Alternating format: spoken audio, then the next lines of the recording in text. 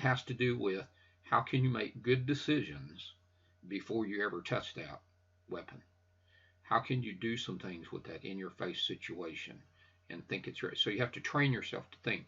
You know, even people hand out little cards and say, just go through this scenario over and over and over and over. If you're training for the military or the FBI or police academy, whatever it is, you train for high stress situations, an EMT worker, so that when it's there, you just respond to it out of the inside job, right?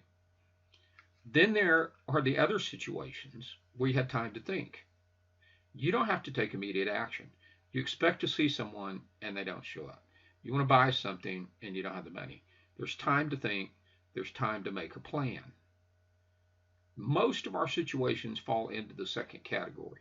We have time to think. We don't have to take immediate action. We can delay it.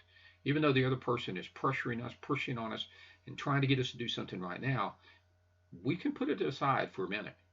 We can slow it down and think it through. And we need to decide, and sometimes immediate situations can be made into a time to think situation if we think quickly enough to say, how can I delay this situation that's in front of me right now? Maybe I can't. Maybe I can. Can I ask for more time? Can I take a time out? Right? And what we're really after is our risk feelings. Our temperature is high. Right? Here's 2 thermometers. And over here on the one side, the risk feelings are high. Boom, it's topped out. Our thinking skills that we've been working on all this time is what helps us take that risk feeling down, take that temperature down, and begin to assess ourselves, the emotions, the situation. Whew, take a breath, reduce the risk, right? Reduce the risk, and apply our thinking skills to help that temperature come down so that we can think clearly. Why is that important? Well, you're normal. That's why that's important. Maybe up to this point you've thought, well, I must be different. I'm always getting angry and I don't seem to be able to control it. Maybe you just don't understand. I'm going to help you understand a little bit here. This is your brain. The frontal lobe, or flow, we'll call the frontal lobe flow from this point because it's easier. The frontal lobe is where you make all your critical decisions.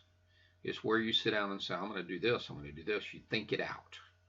When you're rested and you don't have a bunch of chemicals in your system and you're working well, your frontal lobe functions well.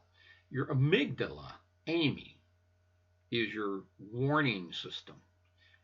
Amy dispenses chemicals to flow whenever you feel angry, whenever you feel threatened, that tell flow, shut up, shut down, I'm in charge, we're going to react, and pushes you into that place called the brainstem, or the reptilian brain, the instinctual brain, the defensive brain. So you're normal when you get defensive, you're normal when you get angry, but you can control it. If you've let Amy, if you're living in continual stress, continual heightened risk, Amy's just running you all the time and you're not making any good critical decisions at all. You're just running on adrenaline and on internal chemicals or maybe external chemicals that you're adding to the mix, making it even harder for Flo to get her job done. Right? So you're normal, but you can control Amy. You have control of your situations. You can make decisions. You can do something different to get yourself back into the frontal lobe and make great decisions instead of instinctual decisions. Sometimes you need that instinct in a threatening situation, but too often we go to instinct.